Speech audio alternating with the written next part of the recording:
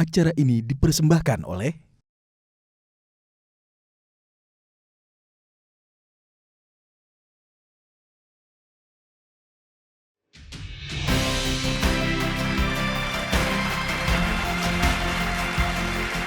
Selamat malam dan juga selamat datang di Mimpi Jadi Nyata, di mana program ini tentunya akan terus menghadirkan mimpi para pejuang mimpi. Betul sekali, dan malam hari ini seperti biasa Fer, akan ada 2 orang pejuang mimpi yang Betul. akan berjuang untuk mewujudkan mimpinya di panggung Mimpi Jadi Nyata. Dan para pejuang mimpi ini tentunya harus meyakinkan para dewan juri yang nanti juga akan berdiskusi siapakah di antara para pejuang mimpi ini yang mimpinya akan menjadi kenyataan. Betul sekali Ferdi, namun izinkan saya untuk mengucapkan terima kasih kepada Inti Sumber Baja Sakti, Samudra Marine Indonesia, dan tentunya Lieko Foundation yang terus mendukung program Mimpi Jadi Nyata. Boleh kita berikan tepuk applause? tangan?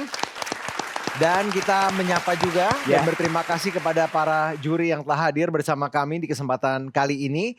Yang pertama, mari kita berikan tepuk tangan untuk Bapak Piandi. Selamat malam dan juga selamat datang Pak Piandi.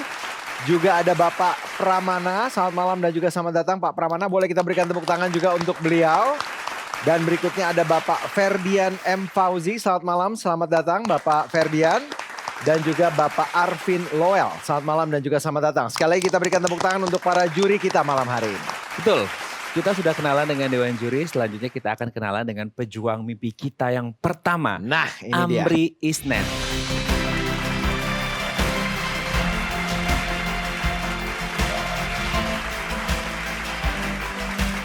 Ya, selamat malam Kang Amri, apa kabar? Selamat malam, alhamdulillah kabar baik. Alhamdulillah kabar baik. Kang Amri, tadi di pantai, kalau boleh tahu Kang Amri dari mana?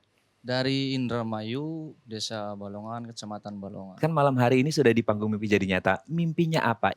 Kalau untuk mimpi saya bisa mewujudkan memasang batu pemecah ombak. Batu pemecah Pemecah ombak ombak. di pantai ini ya, Di pantai gitu ya. Semarang. Oke. Sudah siap untuk Sudah mewujudkan mimpinya? Siap. Siap ya, kalau sudah siap silakan maju 2 langkah. Sini. Ya silakan Fer. Terima kasih banyak Matt. Kang Amri, selamat datang di panggung Mimpi Jadi Nyata. Sudah disampaikan tadi mimpinya adalah ingin memiliki batu pemecah ombak untuk pantai tersebut. Nah, awalnya tadi kan bilang iseng-iseng gitu ya. Memang kondisi sebelum Mas Amri atau Kang Amri bersama teman-teman ini membersihkan tuh seperti apa kondisinya? Awal kondisi sangat miris. Mhm. Jadi posisi di situ sebenarnya udah ada pohon ya, Ya. yang sebelumnya. Jadi pohon itu terkena semak belukar. Jadi dapat mengakibatkan pohon-pohon yang udah tinggi menjadi mati. Oke. Jadi semak belukar ini pun dibersihin awalnya. Dibersihkan. Ada berapa orang nih di kelompok yang membersihkan pantai ini? Kalau untuk kelompok saya totalnya semua ada 25 orang. Cukup banyak ya. Ada nama kelompoknya? Ada, jadi nama kelompok kita Komunitas Lingkar Zuagbok. Saya dengar waktu itu untuk membersihkan semak belukar itu kan karena besar dan juga cukup panjang ya tepi pantainya ini. Membutuhkan biaya yang besar dan sampai menggadaikan 4 BPKB motor gitu betul? Betul. Berapa biaya yang diperlukan waktu itu? Pada saat itu kita gadaikan 4 BPKB motor sekitar 40 juta. 40 juta? 40 juta. Oke, terus udah gitu setelah dibersihkan akhirnya dibuka untuk umum pantai ini? Setelah dibersihkan kita berpikir karena banyak pengunjung yang datang itu membawa sampah. Jadi kita berinisiatif udahlah kita dibuka saja untuk wisata. Oh jadi ini pantai dibersihin, dibuka untuk masyarakat umum tapi ada biaya untuk masuk gitu? Ada. Yang mengelola masyarakat sekitar atau? Masyarakat sekitar. Wah bagus juga nih idenya nih. Jadi uang sudah balik dan proses membersihkan dan menjaga lingkungan masih terus berlanjut. Jadi gimana antusiasmenya ini, ramenya hanya akhir pekan aja atau gimana nih biasanya pengunjung? Kalau untuk di pantai kami alhamdulillah tiap hari bisa ramai karena kita di situ memberi fasilitas kenyamanan terhadap pengunjung. Jadi pengunjung itu tidak ada bosannya untuk ke Pantai Cemara. Oke. Nah selain membersihkan pantai dan juga lingkungan, saya dengar juga ada kegiatan menanam pohon di sana. Tadi kan kalau lihat tuh udah ada pohon-pohon, itu cemara atau apa ya tadi ya? Kayak pohon cemara ya? Ya itu cemara udang atau cemara laut. Cemara udang atau cemara laut. Yang ditanam jenis itu juga atau ada jenis yang lain? Untuk sementara saya masih menanam cemara udang, belum ada yang lain. Belum ada yang lain. Mengapa memilih cemara udang? Apakah ada fungsi tertentu? Karena kita lihat lingkungan dulu ya, dari tekstur tanah yang di situ banyaknya pasir. Karena pasir kan habitatnya cemara udang, makanya lebih efektif. Oke. Terus bisa menyerap kadar garam di sekitar.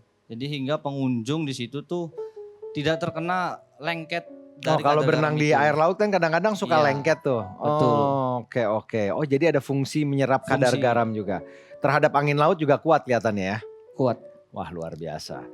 Nah, ini terus dilakukan, kegiatan menanam pohon ini masih terus berlangsung. Kalau boleh diceritakan juga mengapa terus dilakukan seandainya masih gitu. Karena kembali lagi terhadap tema awal kita ya, karena kita suka melestarikan alam dan posisi lahan di situ masih luas, jadi kita tetap konsisten menanam pohon. Ini tadi disampaikan pantainya cukup luas. Ada fasilitas apa saja? Tadi kan ada tenda-tenda, terus apalagi yang ditawarkan di tempat wisata ini? Kalau untuk fasilitas kita yang tawarkan di situ ada fasilitas bangku untuk pengunjung, terus tempat bilas, musola, dan camping, Oke. sama sewa sound system juga. Yang jelas pantai ini sekarang jadi ramai dan juga banyak pengunjung yang datang. Bukan dari daerah mana saja yang biasanya banyak datang, Mas? Kalau yang saya tahu itu paling jauh dari Surabaya sama Yogyakarta. Oke. Nah, ini kan dari berbagai macam masyarakat yang datang gitu ya. Apa yang dilakukan untuk mensosialisasikan agar mereka tetap juga menjaga kebersihan? Udah capek-capek dibersihin, kalau dikotorin lagi susah, repot nanti. Gimana Kang Amri dan teman-teman mengajak mereka untuk tetap menjaga kebersihan tuh bagaimana? Jadi kita langsung pertama kita tegur sih. Oke. Kan? Terus kita sambil mempraktekkan supaya kesadaran manusia itu ada bahwasanya ketika mengotori lingkungan itu tidak baik. Oke, jadi memang selain ditegur, dikasih sosialisasi lah ya. Kalau mau kesini boleh menikmati tapi tolong jaga kebersihan. Tadi kalau kita lihat pantainya memang kan luas. Berapa luas pantainya? Kurang lebih itu luas 3 hektar. 3 hektar. Sudah penuh dengan pohon atau masih perlu banyak pohon lagi? Yang sementara yang baru ditanam pohon cuma sekitar kurang lebih 1 hektar. Kurang lebih 1 hektar. Itu ada berapa pohon di 1 hektar itu? Kurang lebih aja.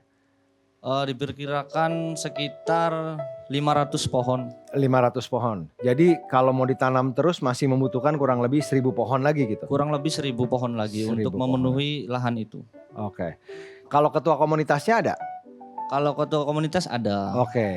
Yang mana orang ikut hari ini? Dia ikut di sini. Namanya siapa? Namanya Kang Beang. Kang Beang, yang mana Kang Beang? Nah ini Kang Beang, boleh kita berikan tepuk tangan. Mantap Kang Beang, lanjutkan terus. Nah kali ini kita akan beri kesempatan kepada juri untuk bertanya ya.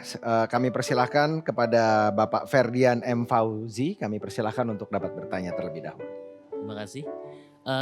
Kang Amri, Ya. tadi saya lihat di video pengunjungnya nampaknya banyak sekali ya di situ ya. Iya Dan betul. padahal kalau dilihat juga pantainya kayaknya masih baru istilahnya seperti itu ya.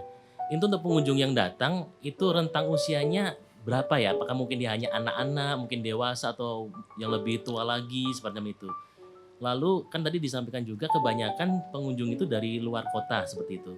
Apakah pengunjung dari sekitar sendiri juga banyak yang datang ke situ? Kalau untuk pengunjung dari sendiri karena terjangkau banyak juga. Dari jauh juga ada. Jadi kebanyakan kita tuh di situ dari kalangan remaja. Remaja. Jadi remaja lebih Remaja. banyak di sana. Betul. Oke, terima kasih saya itu.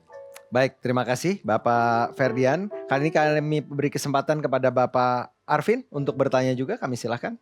Ya, malam Kang Amri. Malam. Tadi sekilas sudah lihat videonya itu sangat mengesankan ya.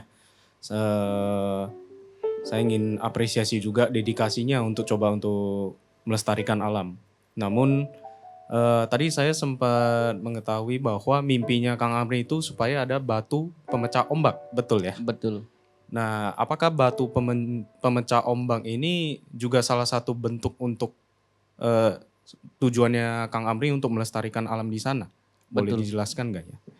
Ya jadi kita perlu batu pemecah ombak karena perlu banget ya, penting lah dalam meminimalisir ombak di situ. Karena kita tanam pohon kan di tepian pantai agar istilahnya pohon-pohon itu tidak terdampak oleh ombak yang dapat mengakibatkan kematian pohon. Jadi faktor lingkungan untuk menjaga pohon terutamanya gitu ya, sama Iya. supaya ombak tidak terlalu besar gitu. Betul.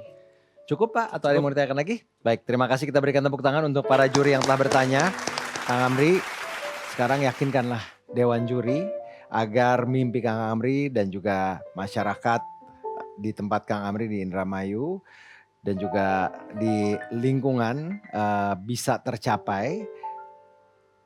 Selain batu pemecah ombak, mungkin ada kebutuhan lain atau apa, silahkan yakinkan juri pada kesempatan kali ini.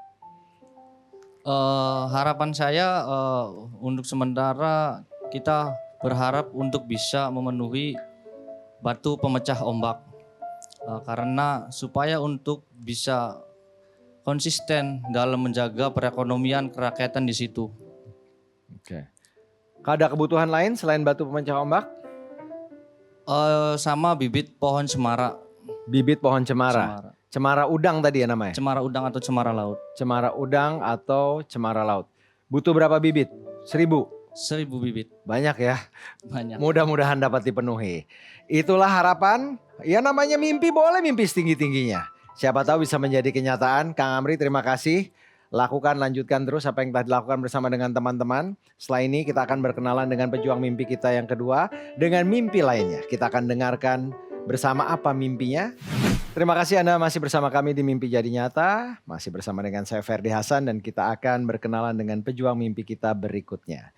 Beliau adalah seorang pengrajin anyaman bambu dari Pandeglang. Kita panggilkan langsung, inilah dia Oji Fahru Oji.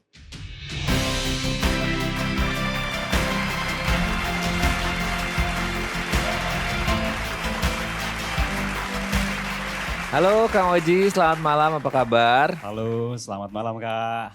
Alhamdulillah baik. Alhamdulillah baik. Kalau boleh tahu tadi kan diperkenalkan sama Mas Ferdi ini, perajin anyaman bambu. Kenapa akhirnya memilih jadi perajin anyaman bambu? Ya, karena tadi alasannya diantaranya sudah jarang sekali yang mengrajin bambu. Oke, malam hari ini sudah ada di panggung Mimpi Jadi Nyata, sudah siap untuk mewujudkan mimpinya? Sangat siap. Sangat siap. Kalau sudah siap silakan maju 2 langkah. Ya, silakan Fer. Terima kasih banyak Matt. Kang Oji, kumaha damang? Alhamdulillah damang Akang. Alhamdulillah, ini nama khas Sunda lah ini. Pengulangan soalnya Oji Fahru Roji. Nah, dari Pandeglang.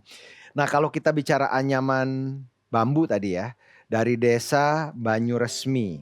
Ini pohon bambu jenis apa yang ada di sana, Mas? Pohon bambu yang ada di Desa Banyuresmi cukup banyak, di antaranya yang paling dominan bambu apus. Bambu apus. Kemudian ada bambu tamiang biasa kita sebut, ada bambu hitam dan bambu betung. Oke, itu memang kualitas-kualitas pohon yang sangat baik untuk bambu untuk dibuat anyaman gitu ya? Kalau terkhusus untuk bambu apus yang untuk anyaman, karena sifat dari dagingnya itu lebih elastis. Lebih elastis. Memang masyarakat di desa Banyuresmi ini memang banyak yang jadi pengrajin gitu atau gimana sekarang kondisinya? Apakah masyarakat mudanya atau generasi mudanya juga masih antusias atau gimana? Kalau banyak, terbilang banyak tidak, akan tetapi ada beberapa itu pun sudah sepuh. Jadi kalau di kampung-kampung kami di sana rata-rata memang setiap kampung ada pengrajin bambu. Oke. Tetapi yang sudah sepuh, relatif sudah sepuh, sedangkan anak mudanya kurang perhatian. Oke. Anak mudanya mengerjakan apa? Sudah tidak membuat kerajinan bambu lagi? Sudah tidak membuat kerajinan bambu lagi dan rata-rata mereka bekerja ke kota. Oke. Kebanyakan di wilayah kami bekerja itu biasanya kuli, cat, yang temporal, mungkin 1 atau 2 bulan pulang nanti ke kampung, pulang ke kampung nanti mereka berpikir lagi nih, nanti nunggu ada proyek apa lagi nih ke depan gitu. Oke. Ada komunitasnya Mas? Iya. Ada komunitas? Ada. Kita bentuk komunitas per tahun 2020 namanya Komunitas Bambu Anda. Komunitas Bambu Anda. Komunitas Bambu Anda. Boleh kita berikan tepuk tangan untuk Kang Oji. Komunitas Bambu Anda ini keren banget menurut saya. Tapi tantangannya juga besar. Tadi Kang Oji menceritakan bahwa ini masalah mindset ya. Anak mudanya jadi nggak meneruskan. Sayang sebenarnya potensinya ada. Orderan ada tapi tidak ada SDM yang mengerjakan gitu. Mereka lebih berpikir bahwa kerja misalnya datang ke Jakarta itu lebih bergengsi lah gitu ya. Nah jadi apa yang kira-kira sebaiknya Kang Oji lakukan untuk membuat anak-anak ini agar bisa teredukasi dan juga memahami sehingga tertarik untuk mendalami kerajinan ini sehingga penghasilan mereka dan SDM-nya juga ada gitu. Kira-kira apa yang akan dilakukan? Yang akan kita lakukan agar mindset anak muda berubah, di antaranya kita tentu pertama mensosialisasikan kepada anak muda di lingkungan kita bahwa merajin bambu itu nggak kolot sebenarnya. Tentu merajin bambu itu juga sebenarnya itu milenial banget gitu. Dengan cara apa? Ya tentu dengan cara juga apa yang diproduksi. Yang kalau orang tua kita merajin anyaman bambu itu hanya untuk peralatan dapur, kita bisa memproduksi anyaman bambu yang lebih fashionable. Dan tentu itu pun nanti berpengaruh terhadap pendapatan. Ya. Ada perbandingan yang mencolok ketika kita melakukan dulu ketika melakukan sosialisasi, kita pelajari tentang anyaman bambu yang memang dari masa ke masa tadi dibuat. Ternyata kipas itu dijual hanya beberapa ribu rupiah saja, bahkan 3.000 rupiah. Oleh karena itu saya dan teman-teman berpikir, oh mungkin ini sebabnya kenapa merajin anyaman bambu tidak dilirik. Sedangkan potensi di wilayah kita di antaranya adalah potensi bambu yang begitu melimpah. Komunitas Bambu Anda, ini ada produk-produknya nih, bahkan udah ada yang dikasih tulisan Dai TV lagi. Bisa dijelaskan nih produknya apa saja? Ya, terima kasih. Produk yang ada di sini di antaranya ada topi, kemudian ada tray atau nampan, ada lampion, ada songkok atau peci, dan ada beberapa piring serta tas Oke. yang ada di sini. Sebenarnya masih banyak motif Apalagi dan model produk-produk lainnya apa? Boleh diceritakan aja. yang biasa kita jual di antaranya ada tempat bumbu, itu lumayan banyak diminati oleh ibu. Kemudian ada handbag yang dulu sudah kita pasarkan ke Bali. Nah, yang sudah tadi kan dijelaskan supaya ada added value atau nilai lebihnya, ada yang dimodifikasi dengan trend fashion seperti misalnya peci gitu. Nah, yang membedakan karya ataupun kerajinan bambu dari Desa Banyuresmi ini dengan kerajinan bambu di daerah lain apa Mas? Signature-nya gitu. Signature-nya, kekhasan yang kita miliki di antaranya ini lebih fashionable. Oke. Di Banten tentunya, karena sementara di daerah lain masih memproduksi yang tampah untuk peralatan dapur rata-rata, kita mulai berani inovatif menerobos kebiasaan lama membuat yang lebih fashionable, serta kalau segmentasi yang lain itu ke pasar tradisional, Ya. segmentasi pasar kita lebih kepada cottage, hotel, kemudian juga di acara-acara pameran, baik itu lokal, nasional, bahkan kita bersyukur sempat juga memiliki kesempatan untuk hadir di pameran internasional yang semakin membuka semangat kita begitu. Oh ternyata anyaman bambu bisa dipasarkan secara global. Kita beri kesempatan sekarang kepada juri untuk bertanya. Kang Oji, kami persilakan Pak Piandi untuk dapat bertanya kepada Kang Oji. Silakan. Ya, selamat malam Kang Oji. Selamat malam Bapak. Tadi saya simak ada mimpi Anda untuk mengadakan pelatihan. Yang ingin saya tanyakan, siapa target untuk pelatihan ini? Kemudian apa bentuk pelatihannya? Serta bagaimana mekanisme pelatihannya nanti? Terima kasih. Terima kasih Pak Piandi, silakan Kang Oji. Baik, terima kasih Bapak atas pertanyaannya. Mekanisme pelatihan yang akan kita lakukan, itu kita ada 10 kali pertemuan nanti rencananya. Mulai dari pertemuan pertama itu masih general, nanti kita belajar tentang anyaman-anyaman dasar, kemudian juga tentang bagaimana membuat motif-motif anyaman bambu yang berbeda, mulai desain-desain sederhana yang diminati pasar. Nanti setelah perkenalan, tentu di awal banget itu biasanya kita ajari mereka mulai dari cara mempersiapkan bahan di awal. Penebangannya yang baik, kemudian nanti treatment, ada penjemuran, setelah itu pembelahan, istilahnya perautan, sampai nanti menjadi bahan. Nah setelah itu dipahami nanti mulai masuk ke menganyam tadi, nanti ada yang tingkat level mudah, mulai menengah sampai susah itu nanti disesuaikan dengan hari tadi. Sehingga nanti 10 hari terakhir itu, di 10 terakhir selain mengrajin anyaman bambu juga kita ingin mendatangkan ahli bagaimana memasarkan secara digital. Bagaimana manajemen yang baik.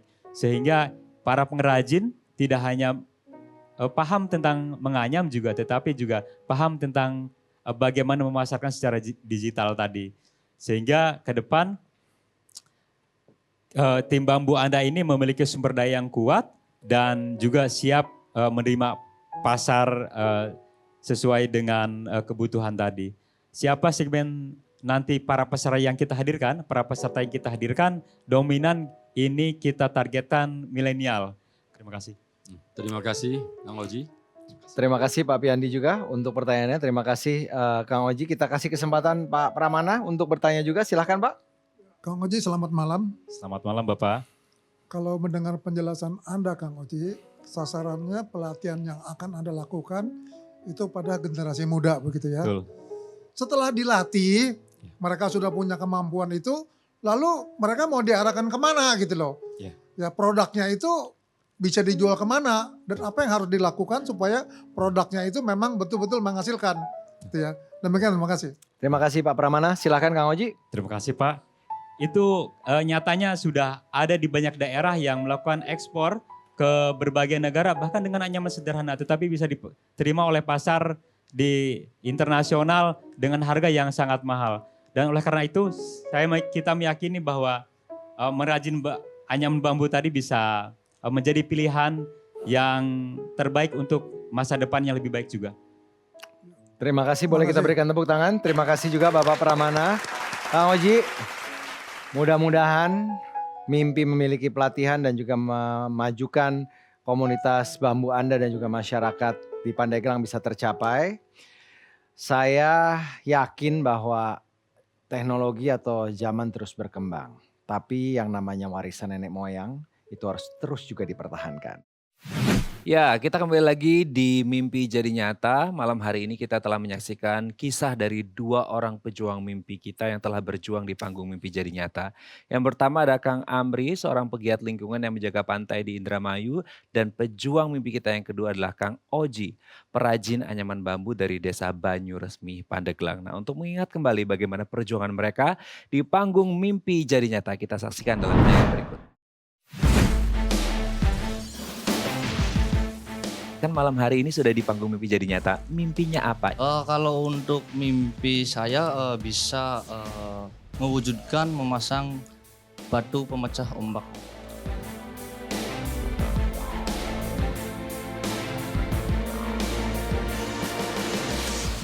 Kita perlu batu pemecah ombak karena perlu banget ya, penting lah dalam meminimalisir ombak di situ.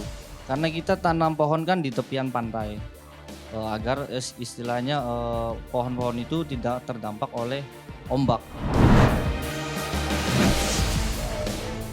Kenapa akhirnya memilih jadi perajin anyaman bambu? Sebagaimana yang kita ketahui bahwasannya mengrajin bambu itu secara histori juga begitu melekat dengan kehidupan masyarakat di desa. Sehingga kalau seumpama ditinggalkan berarti sudah ada satu yang hilang yaitu akar budaya dari masyarakat desa kita.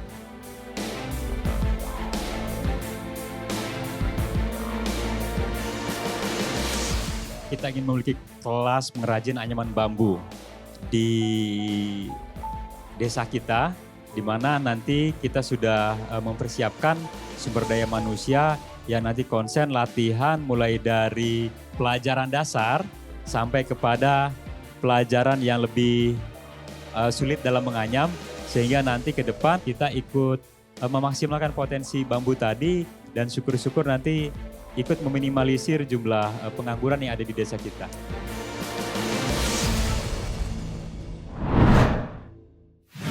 Baik, selanjutnya kami akan mengundang kembali ke atas panggung Mimpi Jadi Nyata, Kang Amri dan Kang Oji.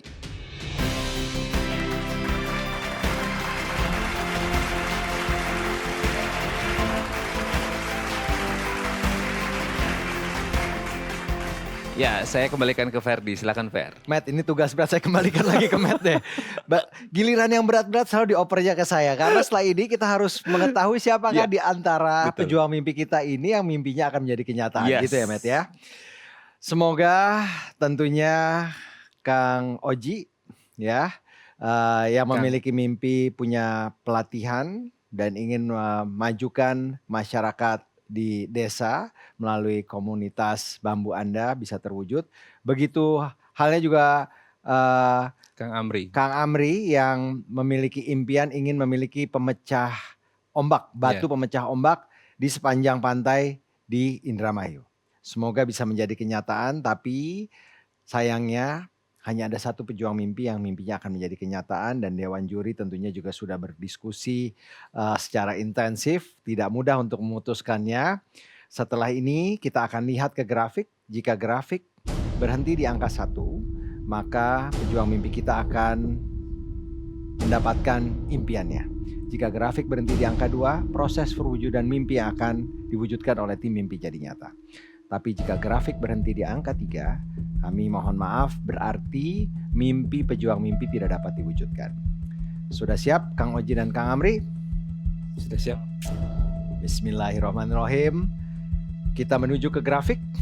5 detik menuju grafik yang menyediakan waktu 40 detik untuk bergerak dari posisi 3 sampai dengan posisi 1 di yang teratas. Posisi 3 telah dilewati oleh Kang Amri. Apakah disusul juga sudah oleh Kang Oji menuju ke proses perwujudan mimpi, yaitu di titik nomor 2. Posisi masih seimbang, waktu masih cukup banyak, masih ada 15 detik dan masih berimbang. Menuju ke hampir 10 detik. Kang Amri sudah melewati titik tersebut, Kang Oji pun sudah. Waktu tinggal 5 detik. Siapa yang mimpinya menjadi kenyataan? Selamat! Akhirnya. Alhamdulillah Kang. Pelatihan akhirnya terwujud. Semoga dengan adanya pelatihan ini bisa memberdayakan banyak generasi muda di sana, sehingga kerajinan anyaman bambu bisa tentunya menjadi penghasilan utama dari masyarakat di desa Akang. Amin. Amin. Ya. Selamat untuk Kang Oji, tapi Kang Amri juga jangan berkecil hati. Betul. Karena ada kejutan. Nah, Kang Amri, memang dalam proses perwujudan mimpi ini, mimpinya kan tadi untuk mendapatkan batu pemecah ombak. Itu tentunya membutuhkan pekerjaan yang tidak mudah dan juga besar. Tapi proses perwujudan mimpi ini juga besar sekali. Diwujudkan oleh sponsor kita, yaitu dari Leiko Foundation. Terima kasih banyak kepada Leiko Foundation ya. Mewujudkan 1000 pohon cemara di pantai Indramayu dan sekaligus ditanam untuk melestarikan lingkungan. Kita berikan tepuk tangan sekali lagi. Alhamdulillah Kang, tadi kan ada 500 pohon di 1 hektar. Berarti ada 2 hektar yang belum ditanami. Semoga dengan adanya 1000 pohon ini juga bisa tentunya makin melestarikan lingkungan. Wah. Saya mau nanya nih sekarang kepada Leiko Foundation selaku sponsor. Terima kasih tentunya kami ucapkan, dan mungkin bisa disampaikan alasan utama mensponsori penanaman pohon cemara di Indramayu ini, khususnya 1000 pohon untuk melestarikan lingkungan. Ya Kang Amri, jadi kami menilai bahwa upaya yang sudah dilakukan oleh Kang Amri terkait masalah pelestarian lingkungan itu sangat luar biasa sekali. Kami juga memandang bahwa Kang Amri memiliki jiwa yang sangat baik dan juga pemikiran yang sangat visioner. Apalagi tadi sempat disampaikan masalah mengenai revolusi kelestarian lingkungan. Itu sangat luar biasa karena kami melihat selain itu berdampak baik bagi lingkungan sekitar, juga kepada warga masyarakat, tentunya memberikan suatu hiburan atau suatu hal baru bagi mereka yang istilahnya mungkin dapat diwujudkan dengan hal yang sederhana, tapi dampaknya sangat luar biasa. Mungkin itu dari kami. Terima kasih. Terima kasih banyak kepada Leiko Foundation. Kita berikan tepuk tangan sekali lagi. Kang, ada yang mau disampaikan setelah mendapatkan impiannya di kesempatan malam hari ini? Silakan Kang Oji. Tentu, Kang. Saya ingin menyampaikan ucapan terima kasih yang sebanyak-banyaknya kepada Dai TV, kepada donatur, terutama kepada Dewan Juri yang hadir di sini atas impian saya dan teman-teman saat ini yang sudah terwujud. Dan tentu semoga dengan impian yang terwujud ini akan ada banyak masyarakat yang mulai terentaskan dari kemiskinan, yang mulai terentaskan dari pengangguran, dan kemudian desa kami khususnya bahkan Kabupaten Pandeglang secara umum bisa semakin maju dan semakin berkembang Amin. di masa depan. Amin. Terima kasih Dai TV. Terima Wah, kasih boleh juga. kita Boleh berikan kita berikan tepuk tepuk tangan untuk Kang Oji.